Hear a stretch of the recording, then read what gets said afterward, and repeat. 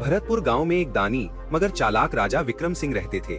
उनका एक नियम था, बिना सवाल पूछे वे किसी को दान नहीं देते थे। एक दिन एक थका हुआ यात्री दरबार में आया और बोला, महाराज मैं लुट गया हूँ, बस एक रात ठहरने के लिए कुछ धन चाहिए। राजा मुस्कुराए और बोले, दान तो मिलेगा, पर पहले मेरे सवाल का जवाब दो।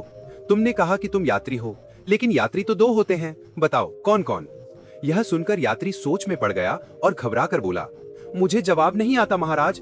राजा बोले, दान नहीं मिलेगा, लेकिन मेरे महल में रात बिता सकते हो। यात्री के चेहरे पर मुस्कान आई और उसने हाथ जोड़ कहा, महाराज की जय हो। अगले दिन एक ब्राह्मण राजा के पास आया और बोला, महाराज मेरी बेटी के विवाह के लिए धन चाहिए।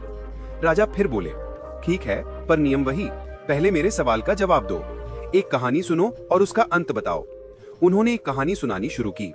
एक राजकुमारी थी जिसे 4 वरों में से एक को चुनना था। एक था धनवान, एक ज्ञानी, एक जो पशु भाषा जानता था और एक योद्धा। राजा ने पूछा, बताओ वह किसे चुनेगी। ब्राह्मण ने बिना देर किए कहा, वो योद्धा को चुनेगी महाराज, क्योंकि बाकी सबके गुण उसके बिना अधूरे हैं। यह सुनकर राजा मुस्कुराए और बोले, वाह, तुम्हारा उत्तर सही है ब्राह्मण देवता, ज्ञान ही सच्चा धन है। उन्होंने दान दिया और पूरे दरबार में जयकार गूंज उठी। राजा ने उस दिन समझ लिया, सच्चा उत्तर केवल शब्दों में नहीं, बुद्धि और समझ में होता है। अगर आप भी ऐसी प्रेरणादायक कहानी सुनना चाहते हैं तो लाइक करें, शेयर करें और चैनल को सब्सक्राइब करना ना भूलें।